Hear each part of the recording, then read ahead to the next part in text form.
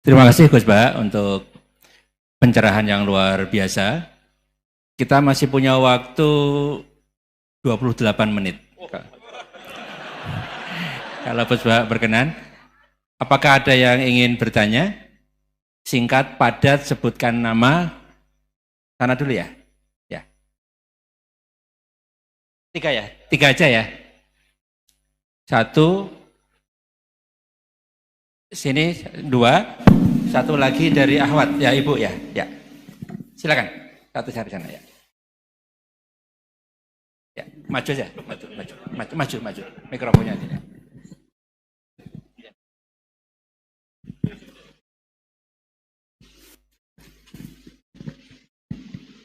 Bismillahirrahmanirrahim. Assalamualaikum warahmatullahi wabarakatuh. Perkenalkan Gus Baha, nama saya Boyi, mungkin agak beda dengan pada umumnya. Saya bukan dari kalangan santri, tapi ketika mendengar ceramah Gus Baha pada awal-awal saya kuliah itu merasa kok kayak sebelumnya kenapa tidak masuk santri aja gitu. Karena ternyata toh yang diajarkan juga banyak dasar-dasarnya atau prinsip-prinsipnya yang sama dari jalur berpikir dan lain sebagainya. Yang ingin saya tanyakan di sini adalah ketika Gus Baha menyampaikan tentang diroyah, mungkin singkat saja Gus, apakah diroyah ini alat atau ilmu universal yang bisa digunakan ketika berdialog dengan orang-orang yang mengatakan itu kan kaidah kalian gitu, itu kan kaidahmu, ada hal-hal yang memang tidak bisa dipersamakan atau tidak bisa digeneralisir, ya mungkin seperti itu Gus. Dan juga yang terakhir, kalau boleh saya izin bersalaman boleh Gus. Kesempatan. Oke, Assalamualaikum warahmatullahi wabarakatuh.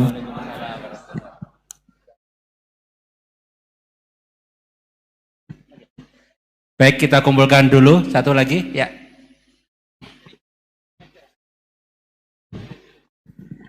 Cek.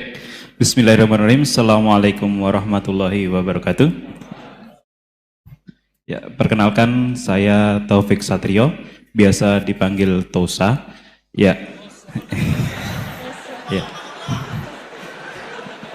Singkatan. Baik, langsung saja mungkin untuk pertanyaannya. Di Yaumil Akhir nanti kan ada yang namanya Yaumil Mizan. Itu pertimbangan gitu kan. Nah, itu bagaimana kalau timbangannya itu sama, artinya seimbang.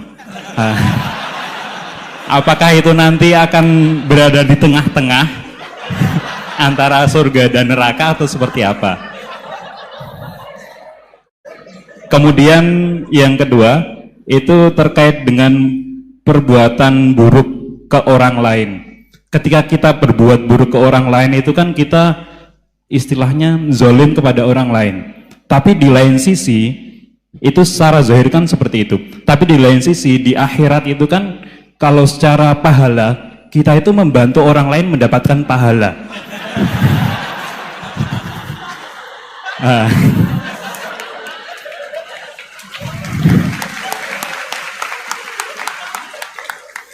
Jadi seperti apa Gus?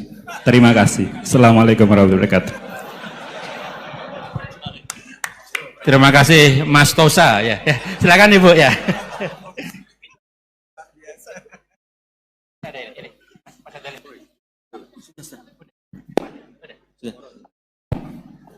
Assalamualaikum warahmatullahi wabarakatuh.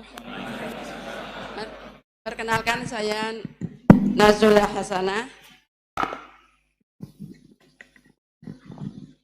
Mau bertanya, apakah perbedaan NU sama Muhammadiyah?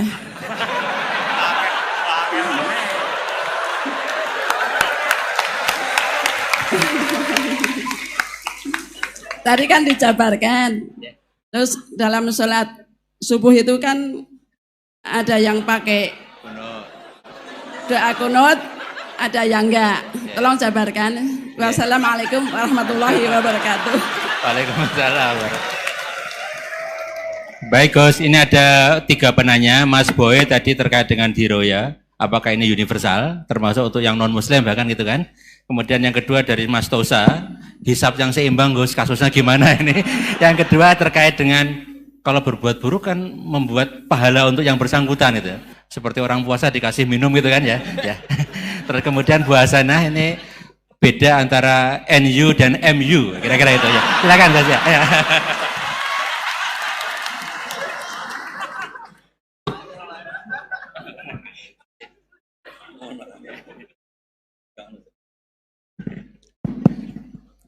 Bismillahirrahmanirrahim. Sebelum saya jawab, saya senang kalian semua senang dengan sesuatu yang taat itu. Banyak orang untuk senang nunggu maksiat dulu. Mungkin melihat perempuan yang tidak mahram, melihat sesuatu yang maksiat. Jadi ini spesial. Majelis ilmu tapi apa? Senang. Ini sesuai rencana Tuhan lah. Seorang itu senang dengan taat, senang dengan ilmu. Ini luar biasa, no? Luar biasa. Tadi pertanyaannya kalau diroya. Jadi Islam itu agama untuk logika objektif. Jadi diroya itu ya global, universal. Misalnya saya beri contoh Tuhan yang satu. Itu dulu, saya ulang lagi, dulu itu ada imam namanya Imam Amudi. Itu pengajar matematika, Mas Boy. Pengajar matematika. Itu kan nggak lazim, tapi kiai kok pengajar apa?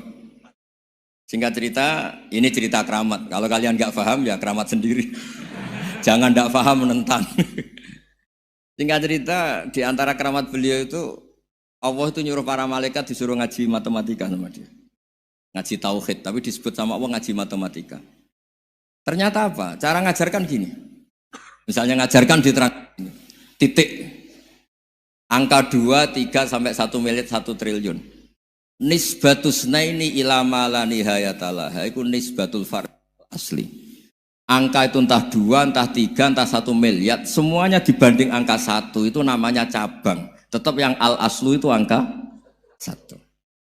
Itu otak siapapun, itu akan ikrar dengan logika tadi. Bukan kita Muslim. Semuanya akan tahu angka berapapun jumlahnya, tetap asal-usulnya angka 1. Terus dia gambar ya gambar apa saja, gambar masjid, apa gambar sapi atau gambar apa saja, dimulai 1 titik. Gambar ruwet maupun gak ruwet tetap saja dimulai 1 titik. Nuktotul wujud. Jika kalau zaman saya ngaji, Pak Rektor ngaji dulu diterangkan semua makna Quran ada di Fatihah, Fatihah ada di Bismillah ya, Bismillah itu ada di titiknya, titiknya bak. Nah kenapa ini hebatnya Quran? Kenapa dimulai dari 1 titik? Untuk maklumatkan semua alam raya ini dimulai dari 1 titik, yaitu wujud Allah.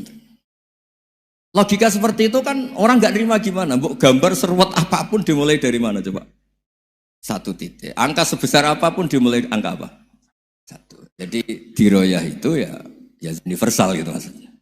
Ya gitu Mas Bay ya. Jadi diroyah itu universal. Ya soal ada yang belum dapat hidayat apa itu nomor 2, tapi logika yang dibangun Islam itu. Terus pertanyaan kedua apa? Draw tadi, bisa. Kamu ingin draw? Ini kasus ini, nggak pernah ngaji Quran itu. Di antara yang diterangkan Quran detail itu Ashabul A'raf apa? Ashabul A'raf, orang yang baiknya sama buruknya itu imbang. Itu sudah disediakan nanti di surga itu ada pagar. Kamu ingin di situ? Pagar pembatas, apa? Pagar pembatas. Di surga enggak, neraka enggak. Jadi kejadian surga dan neraka itu gini, tak terangin ya. Jadi kira-kira gini, kan hisab itu hanya rubu'un nahar, sekitar 2 jam, 2 jam setengah selesai. Jadi satu dunia ini dihisab Allah, hanya Allah butuh waktu 2,5 jam. Rubu'un nahar. Kenapa gitu Pak Rektor? Karena semuanya datang ini sudah terindikasi dan itu sudah jelas. Misalnya orang yang soleh banget, wajahnya bersinar, bahkan semua tubuhnya bersinar. Yas'anuruhum baina aidihim. Yang pas-pasan, ya sinarnya pas-pasan. Sehingga nanti yang punya sinar cukup di kanan. Yang kelip-kelip agak ini, yang rawan kesaruk ini. Yang gelap gulita langsung di kiri. Nah itu terus, faduriba bainahum bisuril lahubab. Terus Allah langsung bikin pagar. Nah yang rawan kesaruk pagarnya yang kelip-kelip tadi. Yang temangsang ini. Karena yang jelas hitam di kiri, yang jelas putih kanan. Yang abu-abu ini sama malaikat digaruk saja. Lah terus temangsang di Araf itu. Nah, terus setelah dipagar ini dia punya kegiatan. Kalau melihat neraka bilang Rabbana srif anna adzabal jahannam. Kalau melihat surga ya Allah, ma kuntu asqa khalqik. Saya ini hamba Engkau yang tidak paling sial dan Kau Maha Rahman. Tolong saya jangan dihadapkan ke neraka lagi. Karena itu menyiksa. Sabar wa ahraqaka. Ya ketika melihat neraka itu dia komentar, ya Allah, neraka ini begitu merusak wajah saya. Hawa panasnya itu sudah menghancurkan semua, baunya juga agak enak. Saya minta saya dihadapkan ke surga bersama Allah, tapi kamu tidak minta lagi kan? Tidak, saya hanya minta itu tok. Gitu. Nah ini saya pandu, kalau kamu ngalami tak pandu. Kalau kamu ngalami tak pandu. Sama Allah terus diberi janji supaya tidak minta yang lain. Tidak, saya tidak akan minta lagi. Terus melihat surga. Nah, di surga melihat orang kayak gitu kan, di surga nanti kalian kan hura-hura semua. Wah, istri yang di dunia kurang cantik, rewel, yang di surga itu istrinya cantik semua, gak rewel semua. Gak minta belanja, cantiknya gak usah kesalahan, pokoknya top lah. Terus dia melihat, tersiksa, cara Jawa ngiler. Wih, masa ngelihat tok? Akhirnya ya lama-lama berani ngajukan, ya Allah masa ngelihat tok? Gitu. Dikasih masuk gitu. Ya, terus, tapi kamu kan janji gak minta lagi. Ya terus ngerayu-ngerayu Tuhan lagi. Akhirnya walhasil nanti kalau betul-betul A'raf itu nasibnya akhirnya masuk surga. Tapi tadi digarap dulu lah, dikerjain dulu. Itu lama sekali perjalanannya, memang lama sekali. Nah soal orang membunuh itu, apa contohnya tadi? Berbuat buruk sama orang lain, ya apapun lah. Berbuat buruk sama orang lain itu, kalau faktanya nanti tobat, Allah yang bisa ngelola itu. Makanya Nabi pernah senyum-senyum, pernah tertawa-tawa. Sungguh ketika Allah menghendaki rahmatnya itu semuanya indah. Yaqtulul qatil fayatubu hadza. Jadi ada orang nyun sewu membunuh, terus dia tobat serius. Kemudian al-maktul yang dibunuh ini masuk surga karena madlum. Qatilnya karena tobat serius juga masuk surga. Ya begitu juga di kedoliman-kedoliman yang lain. Jadi ya makanya tobat itu penting sekali. Ya taruh saja begini yang terkenal ya, contoh. Wahsy itu jelas di surga karena syahid dibunuh Wahsy. Apa Hamzah ini jelas di surga karena matul syahidan, dibunuh secara syahid oleh Wahsy. Tapi karena Wahsy tobatnya serius, nanti juga di surga. Begitu juga keburukan-keburukan yang lain. Jadi tobat ini misalnya ada orang hartanya dicuri. Tentu yang dicuri ini kalau dia orang baik, ya mungkin secara formal lapor polisi, tapi kalau dia orang baik mungkin ridho lah, sudah itu, sudah ridho kan. Berkahnya ridho, dia menjadi orang baik karena ridho diuji Allah, hartanya apa? Dicuri. Kemudian yang mencuri tobat, entah harta itu dikembalikan, entah dikasihkan masjid sebagai amalnya yang dicuri, entah apa-apa. Allah ngasih tobat orang ini. Kemudian sama-sama jadi orang baik, kemudian sama-sama di surga. Makanya itu Nabi sampai senyum-senyum, betapa rahmatnya Allah tidak terbatas. Sama lagi, betapa rahmatnya Allah tidak terbatas. Bahkan qatil sama maktul bisa ngopi di surga bareng tadi itu.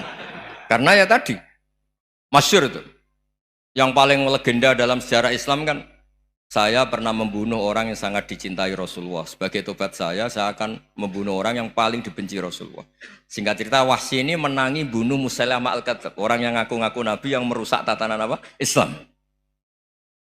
Apapun itulah, cerita-cerita apapun itu. Makanya saya sering cerita, kalau preman pasar itu tobat, bu, jangan nyapu masjid. Tobatnya tetap di pasar, yang dulu pasar gak aman karena dia, sekarang aman karena dia. Jangan tobat terus nyapu di pasar, pasar diganti suksesennya, pengganti. Itu gak fair apa? Jadi kalau tobat itu harus seimbang dengan zaman salahnya. Zaman apa? Kayak Umar. Ketika dia kafir itu orang Islam dibikin takut. Terus ketika dia Islam, gantian orang kafir dibikin takut. Pertama dia Islam langsung marahnya Abu Jahal, Abu Lahab. Awas kalau ganggu Rasulullah, ngadepin saya. Itu fair. Kenapa? Fair. Jangan tobatnya bikin orang takut, lah tobat ke masjid, nyapu. Yang di pasar diganti penggantinya tetap gaduh. Gak boleh, harusnya kalau lama bikin pasar takut, ya sekarang lama bikin pasar apa? Aman. Itu tobat yang apa?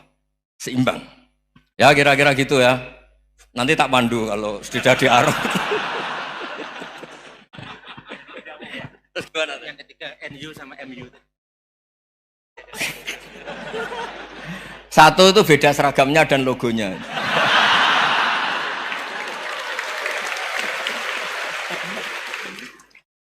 Kedua, nama ketua umumnya.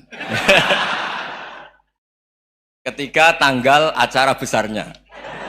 Muktamar Muhammadiyah dan NU itu beda. Sudah beda 1 abadnya. Tentu dulu Muhammadiyah. Tapi begini ya, perbedaan itu nggak bisa dihindari. Karena tadi ada sudut pandang apa? Ada sudut pandang, itu nggak bisa dihindari. Ini cerita yang nyata ya. Saya ulang lagi, senyata-nyatanya. Andaikan betul Rasulullah itu hanya kunut 1-2 kali, maka kalau menurut mazhab Syafi'i, apa salahnya melakukan sunnah terus-menerus meskipun Nabi itu melakukan hanya beberapa kali?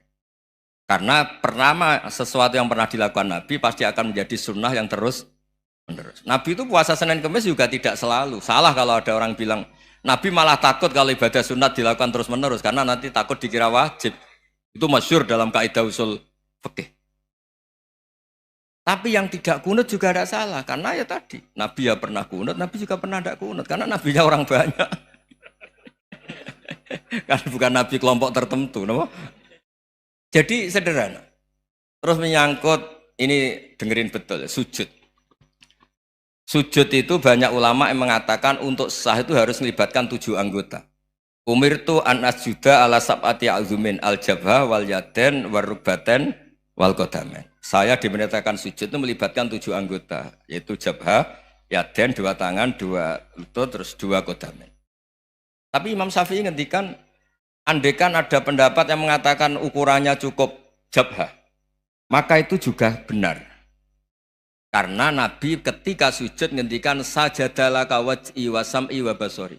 Ya Allah telah sujud ke engkau wajah saya, jabha saya. Nabi tidak menyebut tangan, tidak menyebut rukbaten, tidak menyebut qadamen. Ini wajah dua wajah, ukurannya itu hanya jabha. Itu kayak iya, kayak enggak.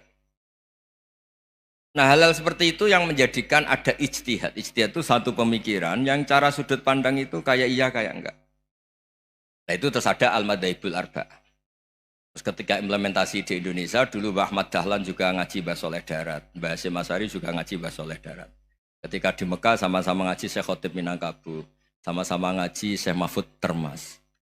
Jadi ya kalau di keluarga kita itu ya biasa aja, perbedaan-perbedaan itu selama masih ilmiah dianggap biasa aja. Karena memang ngelola sudut pandang itu nggak bisa ditertibkan. Nabi Yahya itu suka berkawan orang soleh. Karena berkawan orang soleh itu enak. Tapi kalau Nabi Isa suka dadani desa-desa tertinggal yang masih macam-macam. Ketika ditanya, kenapa engkau suka berkawan orang-orang gitu? Ana tabibun udawil mardo. Di mana-mana kiai itu ya nyembuhkan yang sakit. Jadi kalau dakwah yang sudah iman tuh akeh tunggale gitu. Tapi dakwah gitu kan tantangan. Itu sudut pandang. Ada nabi itu yang tertawa terus guyon terus. Yang satu murung terus. Ya sama Nabi Isa dan Yahya kan satu angkatan. Mali aroka dohikan fakaan nama tak manumin makrillah. Kamu kok tertawa-tawa terus seakan-akan nggak ada adab saja. Yang satu tanya, mali aroka abisan kaan nakata kena tumir rahmatillah. Wong kok murung terus, kok dunia orang rahmat deh. Nah anda ini orang hebat. Guyu banter ya iso, nangis banter ya iso. Nah itu sudah orang kombinasi itu. Isa ya mau, ya mau, Muhammadiyah ya gelem, NU ya gelem. Ya maksudnya sudah biasa aja. Karena tadi konstitusi NU yang mengatakan ibadah harus ikhlas karena Allah, Muhammadiyah juga sama harus ikhlas karena ya sudah, kalau karena Allah sudah selesai kan. Yang menjadi masalah itu kan identitas untuk hadun nafsi, untuk diri sendiri. Kalau kita ikhlas masalahnya apa? Coba masalahnya apa coba? Imam Syafi'i pernah di Masjid Abu Hanifah yang tidak kunut. Beliau enggak kunut. Ketika tanya, 5 ada tarok tal kunut, ikroman di hadal madhab. Saya menghormati madhab ini. Jadi ya biasa. Sebaliknya juga sama. Orang-orang Hanafi kalau Imam Syafi'i kunut ya ikut kunut. Karena kalaupun Anda yakin itu tidak disyariatkan, kamu juga yakin itu tidak membatalkan apa? Sholat. Itu yang perlu dicatat. Kalau Anda tidak yakin sunat, kan tidak yakin kalau itu membatalkan sholat. Jadi sebetulnya kalau dianalisis secara keilmuan itu ya semuanya normal. Karena tadi Rasulullah itu al-Bahrul Muhit, Nabi itu lautan yang luas sekali. Orang akan mengambil air sesuai kapasitas masing-masing. Dan akan merasakan kualitas air juga sesuai kapasitas masing-masing. Orang yang sangat haus melihat air seteguk ini luar biasa. Tapi yang tidak haus mungkin melihat itu biasa-biasa saja. Jadi makanya saya mohonlah, sudahlah itu biasa saja, apalagi secara sanad ya sama, secara tradisi sama. Ya soal perbedaan tidak harus dengan NU, antara Muhammadiyah juga biasa beda. Mungkin di UI antar rektorat juga beda-beda. Yang satu suka dekat rektor, yang satu suka enggak. Monggo asal itu niatnya ikhlas. Terakhir saya beri cerita, ada sahabat ditanya, "Sifli wajah Rasulillah." Coba tolong saya ceritakan wajahnya Nabi kayak apa. Sahabat tuh nangis senangis-nangisnya. Kenapa engkau menangis? Saya itu tidak pernah melihat wajah Rasulullah SAW. Loh kenapa? Engkau kan sahabat. Sungkan. Sebagai bentuk penghormatan saya tidak berani melihat wajahnya. Sebagai bentuk penghormatan pada waktu Nabi, saya tidak berani sowan. Nabi di dalam punya keluarga, punya istri, punya cucu. Kalau saya sowan tuh ganggu. Ya masuk akal. Bentuk hormat itu tidak ganggu kan. Tapi ada orang-orang yang bentuk hormat, bentuk sayang itu sering datang ke majelis Nabi. Sama-sama masuk akal, bisa didebat gimana? Sama-sama masuk akal. Ya sudah itu ijtihad, maksudnya itu ijtihad, itu sudah sama-sama masuk akal. Abul Hasan Asyadili itu kalau kemana-mana pakai mobil mewah, pakai baju mewah. Ketika ditanya, Anda ini ulama kok pakaiannya mewah, mobilnya mewah?